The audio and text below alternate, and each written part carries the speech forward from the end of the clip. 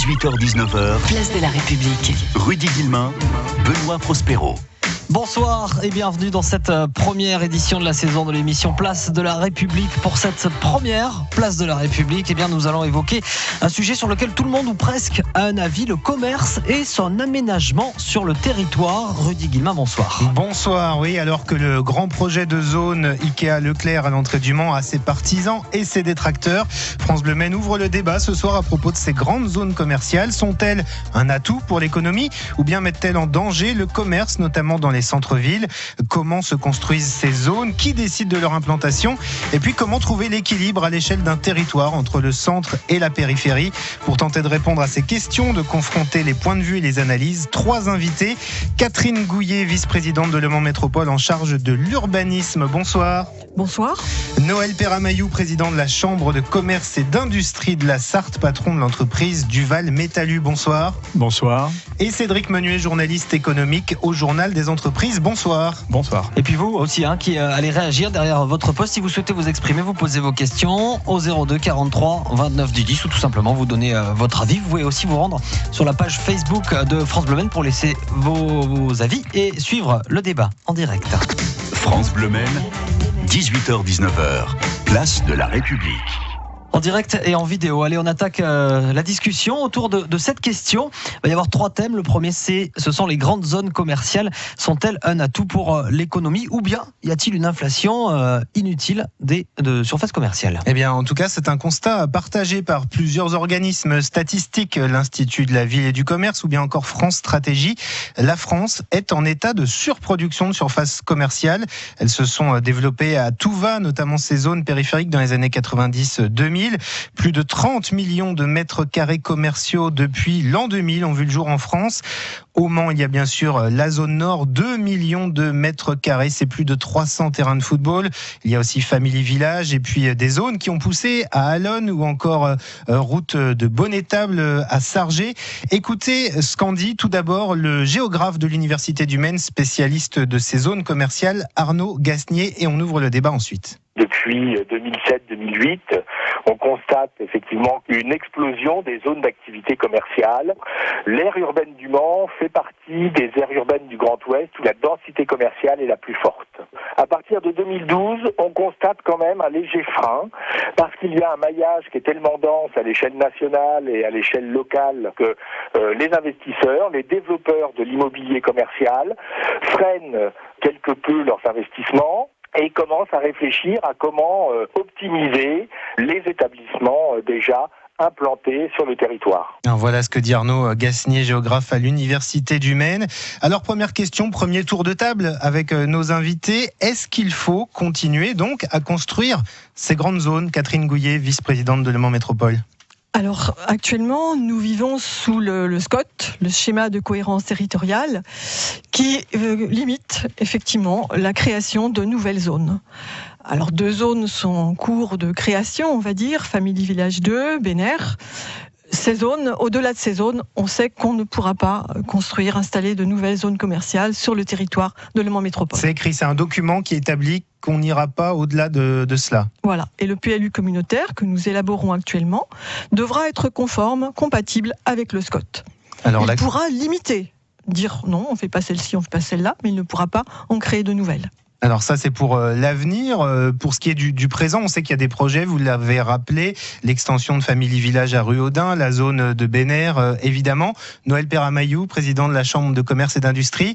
Vous, est-ce que vous pensez qu'il faut continuer à construire des zones commerciales? Je reprends ce que dit Mme Gouillet, il faut arrêter. Ce qui est en route, il faut le faire. Puisque c'est inscrit, les permis de construire sont quasiment acquis, notamment pour la zone de Bénère. C'est un dossier que je connais parfaitement. Il y a encore des recours au niveau de la justice, quand même, au moins un. Notamment. Possible, il y a toujours des gens qui effectivement interdisent de naître. C'est les concurrents, c'est le parc Manceau. Oui, c'est souvent les concurrents, mais ça c'est le jeu entre eux. Moi je m'immiscie pas dans ce genre de jeu. Si vous voulez, ce que je sais moi en tant que président de chambre de commerce, il m'appartient de faire très attention aux équilibres entre ces grandes zones et les commerçants de centre-ville. Si vous voulez, je vous en parlerai tout à l'heure. On en parlera évidemment. Des actions qui ont été menées à cet effet. Mais vous dites, on fait ce qui est en cours et après, pareil, on va peut-être Je pense arrêter. comme tout le monde que ça va aller après, quoi. Ça va aller. Mais bon, je pense que les gens qui investissent aussi, faut pas se tromper non plus. Moi, je connais particulièrement, je le disais, le dossier de Bonheur Family, je le connais pas, que ces investissements qui sont des investissements très lourds sont pas faits à la légère et que des études, bien sûr, de marché ont été faites auparavant, quoi. Faut pas dire que c'est fait comme ça. Cédric Menuet du Journal des Entreprises. Est-ce qu'on est vraiment dans un cas de saturation en ce qui concerne les zones commerciales en France et principalement sur l'agglomération, voire en Sarthe ? Alors sur l'agglomération, on l'a vu, votre intervenant, Monsieur Gasnier, l'a souligné, on est sur une très très forte densité. J'ai pas les chiffres précis à ce sujet. Après, il faut pas oublier qu'on est aussi sur un département où on a une grosse concentration sur Le Mans Métropole, mais finalement on a aussi des zones qui sont beaucoup moins denses sur le reste du département, ce qui explique aussi cette forte densité sur Le Mans. Après, pour ce qui est de continuer de créer des zones, on arrive de toute façon à un point de saturation avec effectivement des zones un peu en perte de vitesse sur certaines zones de la ville, et surtout on arrive aussi à un phénomène de concentration et de concurrence qui va être difficilement tenable aussi pour certaines enseignes. Et vous, qu'en pensez-vous, les grandes zones commerciales sont-elles un atout pour l'économie, ou bien y a-t-il une inflation inutile des surfaces commerciales ? Vous pouvez réagir là tout de suite au 02 43 29 10 10. On attend votre avis. France Bleu Maine, 18h-19h, place de la République. Et pour cette première de la saison, cette question, les grandes zones commerciales sont-elles un atout pour l'économie, ou alors pensez-vous qu'il y en a trop ? 02 43 29 10 10, vous pouvez réagir en direct. Et on évoquait donc cette surproduction effectivement de surfaces commerciales, notamment sur l'agglomération mancelle. Tout le monde ici semble d'accord pour dire, au moins après avoir fait, pourquoi pas Bénère, voire Family Village 2, on arrêtera. De toute façon, les documents d'urbanisme feront qu'il n'y aura plus de zones éligibles. En attendant, cette surproduction, déjà, elle produit également, Cédric Menuet, vous commenciez à en parler, des friches, que ce soit en centre-ville, mais même aussi dans les zones commerciales existantes elles-mêmes. On s'aperçoit que finalement, le bassin de chalandise ou le potentiel de consommateurs sur un département comme la Sarthe, il arrive peut-être aussi au bout. Oui, de toute façon, le rythme de création de nouvelles surfaces commerciales ne suit rarement celui de la consommation. Donc effectivement, on a un gâteau de la consommation qui ne grossit pas forcément. Et on arrive aussi à un moment où il y a cannibalisation des enseignes, c'est-à-dire qu'une enseigne ne va pas avoir un magasin en centre-ville et 36 magasins aussi en périphérie. Donc il y a des choix qui s'opèrent aussi au niveau des enseignes, de sacrifier peut-être soit un magasin en périphérie ou un magasin de centre-ville. Voilà, donc au bout d'un moment, on arrive aussi à ces zones où on les annonce souvent créatrices d'emplois, où effectivement on se rend compte que ces créations d'emplois ne peuvent être aussi que des déplacements d'emplois, voire même de casse d'emplois quand on a des enseignes qui sont trop complémentaires sur une même zone. Sur Le Mans, d'après l'Institut de la Ville et du Commerce, on a 8% de vitrines vides en centre-ville. Noël Perramayou, vous qui êtes président de la Chambre de commerce, qui avait une entreprise du bâtiment, donc pour qui c'est bon de construire, mais qui représentait aussi les commerçants. Comment vous analysez ça pour vous ? Est-ce que c'est la faute de ces zones, ces boutiques vides en centre-ville ? Bon, il faut reprendre le sujet au départ. Le dossier de Bénère m'arrive sur le bureau et je me dis qu'est-ce que c'est que cette surface ? Je cherche à comprendre. Je reçois les gens, je reçois M. Claude Hervé, Mme Renou, les gens le projet chez Ikea. Et cherche à comprendre comment il fait le projet, quels sont les flux attendus, etc. Bon, je reçois ensuite les commerçants de centre-ville, je m'aperçois qu'ils ne sont pas organisés du tout. Mais qui s'inquiètent, en tout cas, on imagine. Qui s'inquiètent. Je reçois Audrey Canal. Est-ce qu'ils vous disent, eux, c'est de la faute de ces grandes zones si nos boutiques se vident ? Voilà, il y a des problèmes, la grande zone, etc. Je dis d'accord, mais enfin, vous êtes organisés comment ? Donc, création de Mancéra. Je suis à l'origine. C'est l'association des commerçants du centre-ville. Donc, ils ont organisé très rapidement, ils se sont bien regroupés pour porter d'une seule voix un maximum de commerçants du centre-ville. Et on a étudié ensemble les flux. Est-ce qu'il était intéressant de considérer, parce que vous savez, moi je crois en l'intelligence collective, je ne crois pas qu'on puisse empêcher de naître quelqu'un ne fait jamais grandir. N'oublions jamais ça. Donc les grands flux et la société qui change dans ses manières de consommer amènent justement à se diriger vers d'autres types de commerce. Il faut l'intégrer aussi, ça. Donc pour vous, ça veut dire que pour vous, les commerçants du centre-ville finalement doivent s'adapter au fur et à mesure, à l'évolution, à ce que proposent ces grandes zones et proposer autre chose?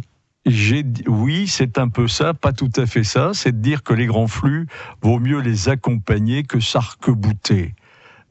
Et de se dire, est-ce qu'il y a quelque chose d'intelligent à faire ensemble? Donc, nous avons travaillé ensemble.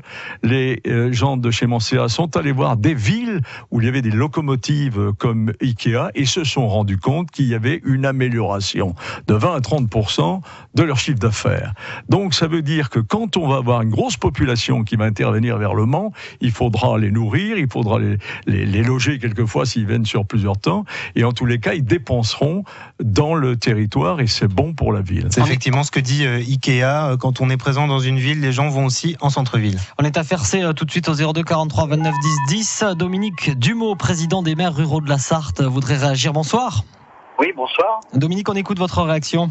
Eh bien, écoutez, j'entendais le débat et je voulais essayer d'apporter quelques réflexions à ce sujet. Ouais. Et de dire que c'est vrai qu'on voit que beaucoup de friches commerciales s'installent un peu partout, du côté d'Allonne, avec de grandes enseignes qui sont parties vers le Mans Nord, mais même également sur le Mans Nord. Donc, je voudrais faire le lien avec la consommation de terres agricoles. Dans les communes rurales, on nous oblige souvent maintenant à réduire notre capacité à construire à travers les SCOT, ces fameux documents d'urbanisme que quelqu'un de membre du débat tout à l'heure a évoqué.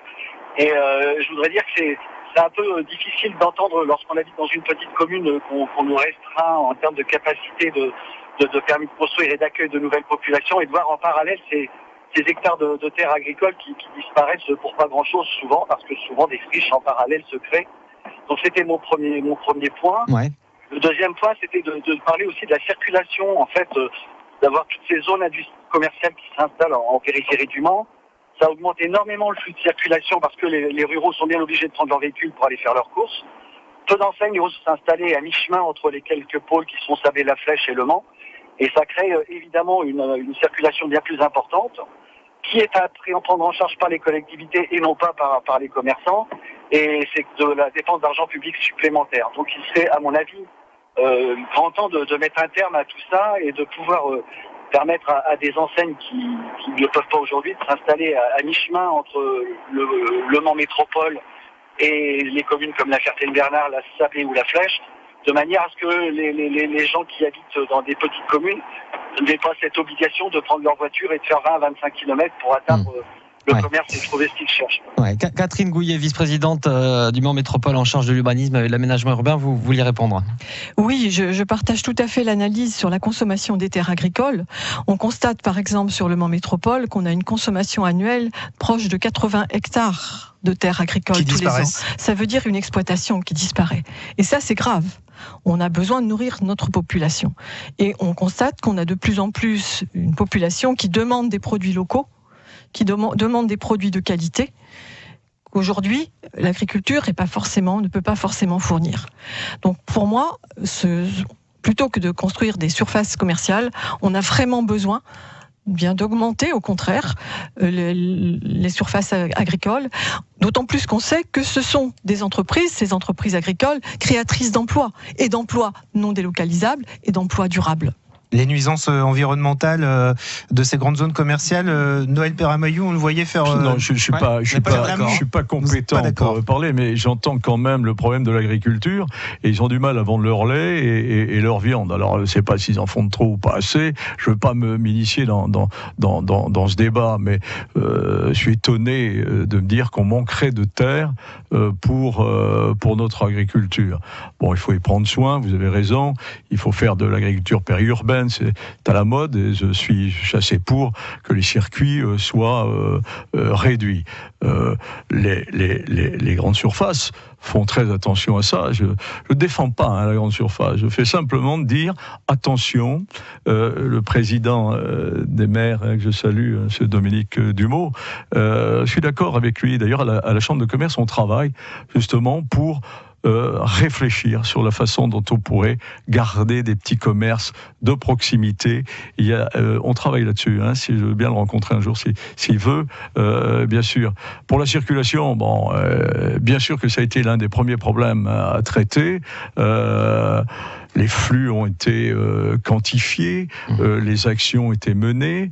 Je sais qu'une certaine partie des réseaux et des voies sont pris en charge aussi par les gens qui construisent, c'est pas que les collectivités, et que je voudrais bien faire le calcul, parce que faut tout dire. Ça rapporte combien, ça coûte combien à la collectivité? C'est ça le vrai décompte à faire. On va continuer ce débat avec tous les acteurs, actrices qui sont ici présents ce soir dans ce studio. On va poursuivre la discussion avec la question de l'équilibre territorial. Rendez-vous dans 3 minutes. France Bleu Maine, 18h-19h, place de la République. Et ce soir, on parle de la rivalité entre le commerce des grandes zones périphériques et des centres-villes. C'est aussi une question d'équilibre territorial. Comment construire ou préserver cet équilibre? C'est ce qu'on va voir maintenant avec nos invités, Rudy Guillemin. Oui, puisqu'évidemment, en France, il y a la liberté d'entreprendre, liberté de faire commerce, évidemment. Mais est-ce qu'il faut, d'une manière ou d'une autre, veiller à préserver un certain équilibre, notamment entre ces zones périphériques et le centre-ville? Est-ce qu'il faut réguler, tout simplement, l'implantation de grandes zones? On avait tout à l'heure Dominique Dumaux des maires ruraux de la Sarthe qui nous disait c'est dommage, on a tout qui se concentre dans les agglos et puis dans les petits villages, et bien finalement on n'a plus rien. Cédric Menuet du Journal des entreprises, est-ce que c'est possible de lutter contre cette concentration des zones commerciales? Non, c'est une tendance forte. De toute façon, les gens vont consommer là où ils travaillent globalement, et globalement l'emploi n'est pas dans les villages. Peut-être que les gens habitent en milieu rural, mais ils n'y travaillent pas. Ça, c'est une donnée. Les zones, elles ont gagné la bataille de l'accessibilité. Il y a des flux de circulation qui sont beaucoup plus aisés que dans les petites communes ou dans les grandes agglomérations. Il y a du parking, c'est facile, il y a tout sur place. Donc effectivement, là, le problème est là, c'est le consommateur qui décide, et c'est le consommateur va là où c'est pratique pour lui. Alors ça rejoint le point de vue de Noël Perramayou, président de la Chambre de commerce, qui vous nous disiez aussi, finalement, on ne peut pas lutter contre la volonté du consommateur? On ne peut pas lutter contre la volonté du consommateur. On peut toutefois comprendre qu'est-ce qui les emmène, qu'est-ce qui peut les séduire. Commerce de centre-ville doit se qualifier d'être plus séducteur, d'attirer. Il y a des villes qui séduisent, des enseignes qui emmènent des produits différents, un accueil différent. Il faut vraiment faire la différence par rapport justement à ces grandes surfaces et aux galeries de ces grandes surfaces. Si vous n'avez pas un produit un peu différent, une façon de le vendre différemment, je pense que là aussi, le commerçant a à prendre en charge. Il a beaucoup de mutations actuellement à prendre en charge.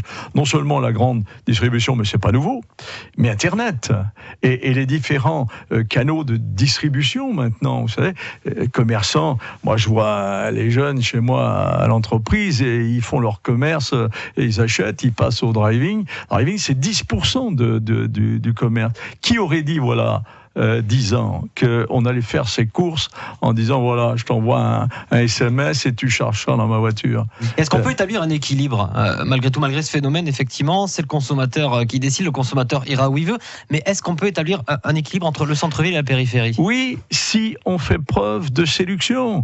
Le consommateur, il faut se l'approprier.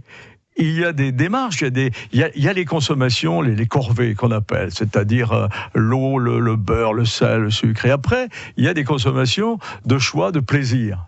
C'est la belle robe, c'est le bon roast beef chez le boucher du coin, etc. Eh ben oui, il peut y en avoir pour tout le monde. Donc, il faut séduire son client. Moi, je suis commercial à ma boîte. Je sais ce que ça veut dire de vendre et de séduire et de trouver les éléments qui vont me permettre de vendre. Alors, là, c'est la même chose. Séduire le client, on en parlera tout à l'heure aussi dans la troisième partie, mais donc ça c'est une chose. Est-ce que malgré tout, d'un point de vue politique, Catherine Gouillet, vice-présidente de Le Mans Métropole, est-ce qu'il y a des moyens aujourd'hui d'agir? Est-ce qu'on pourrait imaginer travailler sur de l'urbanisme commercial à une échelle un peu plus grande que celle de l'agglo, celle du pays, celle du département, pour essayer d'avoir un maillage territorial un peu plus équilibré, proposer des choses par exemple dans les des mini-zones dans les petites communes, des choses comme ça? Bien sûr, ça peut toujours se faire. Le Mans Métropole est tout à fait favorable à ce genre de rééquilibrage, de partage. Bien, tout à fait. Par contre, pour répondre à Monsieur Peramayou, moi je suis pas tout à fait d'accord. Ces grandes surfaces, ces grandes zones commerciales qu'on installe autour de notre métropole rendent les consommateurs captifs. On trouve là-bas tout ce dont on a besoin. On trouve le coiffeur, on trouve de quoi se nourrir, on trouve de ce dont ont besoin les enfants, des jouets, des jeux, etc. Ils n'ont pas besoin. Pourquoi reviendraient-ils ensuite vers le centre-ville? Les marques présentes dans les retail parks, le retail park, c'est quand même, sur la zone de Bénère, c'est quand même 15 000 mètres carrés de boutiques. On va retrouver les mêmes boutiques que celles de centre-ville. Ouais. On va pas les inventer, donc on va retrouver les mêmes objets. Donc moi, on vente. Donc je pense pas que ça soit un retour, ça permettra un retour de la consommation vers le centre-ville. Et Noël Peramayou va vous répondre dans quelques minutes, très rapidement. Vous aussi, vous réagissez au 02 43 29 10 10. Comment rétablir l'équilibre territorial entre périphérie et centre-ville? Vous appelez maintenant. France Bleu Maine, 18h-19h, place de la République. Et on parle ce soir de la rivalité entre le commerce de grandes zones périphériques et des centres-villes. Vous réagissez d'ailleurs au 02 43 29 10 10. Vous nous appelez. On parle de la question de l'équilibre territorial, Rudy Guillemin. Oui, on évoquait précédemment ces questions de schéma territorial, de plan local d'urbanisme qui permettent finalement de mettre des grilles sur un territoire pour dire là on peut mettre tel type de construction, tel type du commerce, etc. À Sablé-sur-Sarthe, par exemple, ils ont clairement aussi, ils sont dans une démarche de limitation des espaces, des zones commerciales. Ils visent plutôt à la densification, etc. Ce qui sera le cas donc pour le Mans Métropole une fois en tout cas les zones en projet réalisées. Il y a un autre outil de maîtrise un petit peu de ces questions commerciales, c'est la CDAC, la Commission départementale d'aménagement commercial qui concerne les projets de plus de 1000 mètres carrés. Avant qu'on en discute, un papier de Bertrand Hocher pour nous expliquer comment ça fonctionne la CDAC. Parmi les 11 membres votants, 7 sont des élus. Autour de la table, on trouve bien sûr le maire de la commune concernée par le projet, mais aussi celui de la ville la plus peuplée du secteur, des représentants de différents syndicats intercommunaux et le président du conseil départemental. Le poids des politiques a été renforcé il y a 2 ans, alors que les représentants de la Chambre des métiers et de la Chambre de commerce, pourtant a priori directement concernés par ces questions, ont été exclus. Les 4 autres membres de cette commission d'aménagement commercial sont des représentants d'associations de défense des consommateurs ou de l'environnement, de la chambre d'agriculture ou d'agences de développement économique. Leur désignation ne fait pas l'objet d'une règle écrite. En Sarthe, la commission se réunit en moyenne tous les mois et demi. Le promoteur présente d'abord son projet, puis il répond aux questions et quitte la salle. Les élus et les experts délibèrent ensuite sous l'autorité de la préfète avant de passer au vote. Toutes les discussions doivent rester secrètes, de même que le détail des résultats. La préfecture indique simplement si le projet a reçu un avis favorable ou défavorable. Voilà, cette fameuse CDAC qui peut émettre des avis favorables ou non sur les projets commerciaux de plus de 1000 mètres carrés. Cédric Menuet du Journal des Entreprises, on l'a entendu, c'est principalement des élus qui votent. Ça se fait en toute opacité. C'est pas du tout transparent cette histoire de CDAC. Est-ce que c'est normal ? Alors j'irai pas jusqu'à dire que c'est pas transparent, parce que tout est accessible sur le site de la préfecture. Vous avez les simplement la décision. La décision, oui. L'ordre du jour aussi. Non, pas les débats. D'ailleurs, on peut se demander aussi, vous l'évoquiez sur la composition, 5 élus, on a 3 collèges. On a exclu les chambres de commerce et de chambres des métiers. Voilà. Juste pour dire un mot sur les collèges, le collège aménagement du territoire est composé, les gens qui siègent, c'est des gens de Sarthe Développement et Le Mans Développement, donc les agences économiques, donc des gens qui sont pas forcément là pour défendre le consommateur non plus, si on veut prendre la défense du petit commerce. Mais voilà, on n'a pas de représentants majoritaires des commerçants là. On a pu les CCI qui pouvaient donner un avis, qui étaient des gens raisonnables, il faut le dire, qui pouvaient avoir justement une vue d'ensemble du commerce local et pouvoir se prononcer sur la validité ou pas d'un projet. Ouais, on est là tout de suite à Ivry-l'Évêque avec Émile. Bonsoir. Bonsoir. Émile, vous voulez réagir? On vous écoute. Oui. Écoutez, oui, c'est bien. Si je veux donner suite à ce qui concerne les CDAC, effectivement, ce sont les élus qui sont majoritaires dans ces élections. En conséquence, rarement ils refusent des dossiers comme cela sans véritablement s'y pencher en profondeur. La CDAC valide à peu près 80% des projets qui se présentent à elle. Oui, évidemment. Ce qui est évident, puisque ce sont les élus qui décident. Les autres membres qui, eux, ils travaillent sur les dossiers, n'ont aucun pouvoir en aucun cas. Bon bref, de toute façon, en ce qui concerne notre dossier du Mans... vous dites qu'il faut réguler justement, Émile. Comment ? Il faut réguler la croissance de ces zones commerciales, c'est ce que vous dites. Oui, bien sûr. Il y a surtout le phénomène, vous parliez notamment de Bénère et surtout de Bénère, évidemment, c'est ça qui nous intéresse. Je ne sais pas si autour de la table vous avez des gens qui ont parlé des risques de pollution des nappes qui alimentent l'Huisne en eau potable. Pas précisément, mais on a évoqué les nuisances environnementales de ce grand type de projet. Alors on fait évidemment, le maire fait le nécessaire, enfin le président de la communauté urbaine fait le nécessaire pour satisfaire son ami Hervé. C'est de bonne guerre, ça c'est clair. C'est Claude Hervé, le porteur de projet. Je décrypte pour les gens qui ne comprendraient pas. Oui, Claude Hervé, évidemment. La préfecture suit. La chambre de commerce, évidemment, est complètement favorable et partie prenante. C'est bien gentil tout ça, mais il n'y a pas un potentiel suffisant pour un tel centre. On a compris l'idée, Émile, effectivement, et on vous remercie de votre réaction. Vous vouliez réagir, Noël ? Moi, je dis bonsoir à Émile, puisqu'on n'a que son prénom. Je suis Noël Perramayou, le président de la Chambre. Je comprends ce que vous dites. La Chambre n'est pas féodée à qui que ce soit. Elle a étudié le dossier, je l'ai dit tout à l'heure, et que moi, je suis acheté par personne. J'ai travaillé le dossier avec les commerçants du centre-ville, et j'ai assisté, moi, à toutes les réunions, et notamment sur l'eau, et avec tous les bureaux d'études qui ont travaillé sur le sujet, et tous les bureaux d'études dans tous les domaines de pollution, que ce soit sur le terrain, sur l'eau, sur le traitement de l'eau, ont été favorables au projet.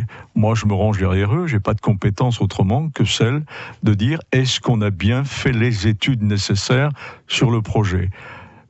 Là, ça a été fait et de façon exhaustive. Donc je me range à la décision des bureaux d'études spécialisés. Pour terminer sur cette histoire de CDAC et du grand pouvoir des élus en son sein, est-ce qu'il n'y a pas une obsession de l'emploi quand même, Catherine Gouillet? C'est-à-dire que les élus ont tendance à valider des grands projets parce que les usines ferment d'un côté, on se dit ouvrir des magasins, ça va créer de l'emploi, quitte à en déplacer des fois. Est-ce qu'il n'y a pas cette obsession de l'emploi quand même quand on valide des projets commerciaux? Si, en tant qu'élu, c'est vrai que l'emploi, c'est vraiment un point extrêmement important. Et sur le Mans Métropole, sur notre collectivité, c'est vraiment un grand souci. Mais je ne pense vraiment pas que ce soit la création de nouvelles zones commerciales qui crée tant d'emplois. Parce qu'en fait, on en déplace. On en voit disparaître et on en voit réapparaître un peu plus loin. Donc je pense vraiment que c'est pas, et d'ailleurs on le constate, on ne voit pas augmenter le nombre d'emplois sur le Mans Métropole parce qu'on a créé telle zone ou telle autre. Donc là-dessus, je suis complètement d'accord que c'est sûrement pas la meilleure façon de faire. Et puis il y a aussi le fait que malgré tout le pouvoir d'achat des habitants de Le Mans Métropole n'augmente pas. C'est pas parce qu'on va créer une nouvelle zone commerciale qu'on va augmenter le pouvoir d'achat des habitants. Alors qu'on voit au contraire sur la métropole une paupérisation de plus en plus importante et un pouvoir d'achat qui diminue. Donc je pense vraiment pas que ce soit de cette façon-là qu'on peut résoudre le problème. On va se retrouver dans quelques minutes. Nous serons notamment au Mans avec Annick qui voudrait réagir, qui n'est pas forcément pour les zones commerciales. Et puis, dans cette troisième partie, on va évoquer les idées pour redynamiser le centre-ville. Vous le disiez tout à l'heure à Noël Perramayou, il faut redynamiser ce centre-ville. On va voir justement quelles sont ces idées dans 3 minutes. Et si vous en avez, 02 43 29 10 10. France Bleu Maine, 18h-19h, place de la République. On parle de l'équilibre des zones commerciales et centre-ville. Juste avant de poursuivre avec des idées pour redynamiser le centre-ville, que vous pouvez nous donner au 02 43 29 10 10. À ce même numéro au Mans, il y a Annick. Bonsoir. Annick ? Oui, je vous écoute. Oui, non, c'est nous qui vous écoutons. On écoute votre réaction. D'accord. Alors, par rapport de cette zone commerciale de Bénère qui bétonnerait plus de 20 hectares de terre, peut-être même 30, eh bien, en fait, vu qu'autour du Mans, il y a déjà beaucoup de zones qui ont fait des parkings, des bâtiments qui sont vides, qui ne fonctionnent pas. Donc, ça fait beaucoup de terres qui sont condamnées. Donc, il serait quand même peut-être plus pertinent de garder ces terres pour les générations futures, pour faire un maraîchage, par exemple, un maraîchage local pour alimenter les cantines. Cela créerait énormément d'emplois.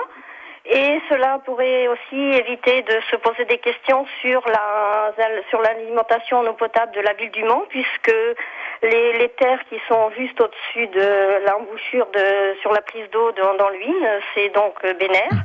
Et donc, faire une pollution sur Bénère serait dramatique et pourrait d'ailleurs provoquer des inondations en allant bétonner tout ça. Merci beaucoup Annick pour cette réaction. Qui veut réagir aux propos rapidement, Catherine Gouillet va être d'accord plutôt. Oui, je suis complètement d'accord. Il y a quand même un courrier de l'ARS, l'Agence régionale de la santé, qui demande une étude et qui demande à ce qu'on réalise cette réserve d'eau potable pour pallier à une éventuelle pollution de l'Huisne, notamment potentiellement par la zone commerciale. En une phrase, Noël Perrameillon. Non, je répète ce que j'ai dit tout à l'heure. Je n'ai pas perdu mon temps à assister à toutes les réunions.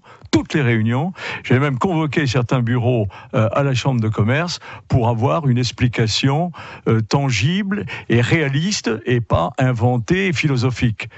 Donc, ce que disent les bureaux d'études, c'est à prendre pour bon. Point final. Et oui, les avis sont partagés. Trouver l'équilibre entre les zones commerciales et les centres-villes, ça peut aussi passer par quelques bonnes idées, Rudy Guillemin. Oui, effectivement, c'est ce qu'on disait tout à l'heure. Il y a éventuellement de l'aménagement du territoire et puis il y a aussi... Qu'est-ce qu'on fait pour redynamiser ce centre-ville où effectivement il y a un petit peu de vacances, où les commerçants disent avoir du mal. Justement, une commerçante, on en a une avec nous en ligne, Elisabeth Morgan de la boutique Kit & Craft rue Courtardy. Bonsoir. Bonsoir. Alors, vous êtes installé au Mans depuis 2 ans. Vous étiez à Rennes, si je ne m'abuse, précédemment. Juste en quelques mots, votre sentiment sur justement le commerce en centre-ville au Mans pour vous. Est-ce qu'il faut redynamiser les choses ? Alors je pense qu'il faut maintenir en tout cas le dynamisme que les commerçants essaient d'insuffler. Je pense qu'en centre-ville du Mans, on a la chance d'avoir beaucoup de commerçants indépendants, donc qui ont à cœur de valoriser leur outil de travail, qui prennent soin de leurs clients, et je pense que ça, c'est à mettre en valeur. Les expériences que j'ai vécues ailleurs me montrent qu'un centre-ville doit perdurer. Je pense qu'il y a une bonne entente, que les clients savent faire la part des choses entre le service de proximité qu'ils ont en centre-ville et en zone extérieure. Est-ce qu'il faut amener des grandes enseignes moteurs, développer l'animation, chercher aussi à se différencier dans l'offre des zones commerciales ? C'est quoi le mieux finalement ? Moi, je parle de ce que je connais, qui est le centre-ville, et je pense que c'est bien d'avoir une complémentarité. On a toujours besoin... d'avoir des locomotives. Alors les locomotives, c'est pas forcément des grosses enseignes. Nous, on a la chance d'avoir dans notre rue une locomotive qui est une droguerie, quincaillerie qui est incontournable. Donc je pense que ça fait partie des moteurs. Après, on a besoin aussi d'enseignes complémentaires à l'extérieur. Il faut pas inonder non plus le marché, quoi. C'est aussi... Elisabeth, vous restez avec nous. On va poursuivre la discussion autour des bonnes idées pour le centre-ville tout de suite. Et vous continuez à réagir. Vous nous donnez vos idées au 02 43 29 10 10. À tout de suite. France Bleu Maine, 18h-19h, place de la République. Place de la République aujourd'hui consacrée aux zones commerciales des centres-villes et puis de la périphérie aussi. C'est vrai que c'est un vrai débat en ce moment au Mans et en Sarthe. On vous demandait au 02 43 29 10 10 si vous aviez quelques bonnes idées pour redynamiser le centre-ville. Alors on le disait tout à l'heure, notamment Cédric Meunier du Journal des Entreprises, de toute façon les grandes zones, elles ont gagné la bataille de l'accessibilité, notamment parce qu'on y va en voiture, on peut y rester très longtemps, etc. Il y a d'ailleurs aujourd'hui 80%, d'après une étude, 80% des consommateurs qui viennent en ville sont à pied, en vélo, en transport en commun. Cédric Meunier, est-ce qu'on a identifié ici, à droite, à gauche, en France, des recettes miracles pour booster un centre-ville et les commerces en centre-ville ? Non, pas vraiment, enfin pas à ma connaissance tout du moins. Non, moi ce que je trouve un peu dommage, c'est qu'on fasse cette chasse à la voiture dans les centres-villes où globalement on a des offres de parking qui se restreignent, on a du stationnement payant. On a aussi un manque d'offres riverains, d'abonnements riverains sur le stationnement, ce qui est aussi complètement, ce qui dissuade les gens déjà de venir tout simplement en centre-ville, et ce qui aussi freine l'implantation de certaines enseignes, parce qu'effectivement, acheter un frigo en centre-ville, c'est un petit peu compliqué quand on n'a pas de voiture. Donc voilà, je pense qu'il faut aussi laisser une place à la voiture et ne pas qu'être sur ces nouvelles mobilités, sur les transports doux. C'est bien, les pistes cyclables, c'est très bien, il en faut, heureusement, le tramway, c'est très bien, mais il faut aussi prévoir aussi une place pour les automobilistes. Il y a des gens qui ont besoin de leur voiture, il y a des gens qui n'ont pas forcément un arrêt de tramway en bas de chez eux. Bon, a priori, on va pas quand même dans ce sens de remettre un petit peu de voiture en centre-ville, on va plutôt dans l'autre. Noël Perramayou, vous qui êtes président de la Chambre de commerce, donc vos ressortissants, comment ils vivent ça en centre-ville, les commerçants du centre-ville, qu'est-ce qu'ils vous disent? Ils ont envie de quoi? Ils aspirent à quoi pour rebooster un petit peu ce centre-ville? Alors, vous pensez bien qu'on a discuté. Je salue Elisabeth au passage, qui a un propos quand même assez optimiste, et en se disant que si on est proche du client, si on sait lui parler, il peut revenir. Il y a vraiment un travail à faire. Il y a une différence à faire là-dessus. Il y a une différence à faire là-dessus. Quand on a commencé la discussion entre Benner et les commerçants du centre-ville, on a obligé Benner à avoir une signalisation, voire des informations ramenant dans le centre-ville, et pour que ces flux viennent dans le centre-ville.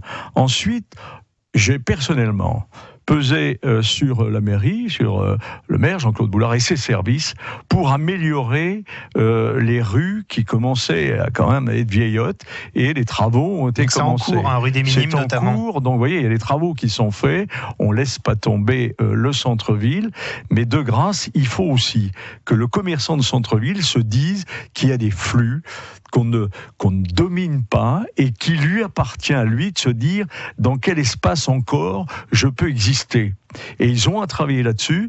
Mancéa travaille sur le sujet. Je suis prêt à ouvrir, bien sûr, la Chambre de commerce comme un lieu de réflexion, et de se dire quels sont les éléments, les réflexes nécessaires à avoir. Il y a des centres-villes qui fonctionnent bien. On peut aller à Tours, on peut aller à Rennes. Vous allez voir si les centres-villes se ferment. Elisabeth Morgan, si vous êtes toujours en ligne avec nous, ce que dit Noël Perramayou sur tout simplement l'aménagement aussi du centre-ville, les rues, faire que ce soit un peu plus beau, plus agréable, ça c'est quelque chose qui vous parle? Oui, c'est quelque chose qui me parle. Alors en plus, Noël évoquait le cas de Rennes, donc moi c'est une ville que je connais bien parce que je l'ai pratiquée pendant pas mal de temps. Maintenant je suis au Mans, donc c'est un choix que j'ai fait. C'est une ville qui est agréable. Après, en effet, il y a quelques besoins nécessaires sur des aménagements, sur de l'entretien, de trottoirs, de la remise en état par endroits. Actuellement, on assiste au grand nettoyage de la place de la République au niveau du revêtement de sol, donc ça, c'est une bonne chose. Je pense que le travail est en cours, et il y a encore des choses à améliorer, mais il faut qu'on arrive à trouver une place pour tout le monde, que ce soit en effet ce qui était dit précédemment, les piétons, les cyclistes, mais les voitures aussi, parce que c'est tout le monde ne peut pas tout faire à pied ou en vélo. J'aimerais bien avoir votre avis, juste en quelques mots, Elisabeth, sur le manager de centre-ville. C'est une expérience qui avait été tentée, notamment à travers la Chambre de commerce il y a quelques années. Salarier une personne pour animer le centre-ville, éventuellement aller chercher des enseignes fortes. C'est ce que font la Flèche Sablé, notamment avec un salarié de la mission économique qui est détaché auprès des commerçants pour animer, fédérer, porter des projets. Ça a été arrêté au Mans après 4 ou 5 ans, je crois. Est-ce que pour vous, Elisabeth, ça peut être une piste en quelques mots ? Alors, je pense que toutes les bonnes idées peuvent être intéressantes et considérées. Je connais pas ce cas en particulier. La Flèche et Sablé, c'est pas tout à fait la même envergure au niveau de la ville, donc les choses sont peut-être à faire différemment. Mais je pense qu'il y a, peut-être avoir une personne qui soit un vrai moteur et qui fasse réellement le lien. Ça peut être une option, effectivement. Catherine Gouillet, un petit mot en tant que vice-présidente de Le Mans Métropole sur cette question du centre-ville. Oui, Le Mans Métropole est en train de lancer une étude globale qui vise, je dirais, un grand centre-ville, puisqu'il vise aussi bien la rue Gambetta, l'avenue du Général Leclerc, la République, la rue Nationale, rue des Minimes, le centre Jacobin, et notamment étudier également le lien entre la cité Plantagenet et tout cet espace, qui sont vraiment très proches l'un de l'autre, et on peut amener des touristes à passer de l'un à l'autre. On veut faire une analyse des commerces présents, et voir comment on peut valoriser ces commerces, comment on peut, il y a des marques, des enseignes manquantes, comment on peut attirer des enseignes manquantes qui pourraient être très attractives. On a vraiment une démarche là qui commence, et ce travail, c'est non seulement un état des lieux, mais c'est également, on demande à ce cabinet d'études qui va être chargé de faire des propositions, de faire également des préconisations.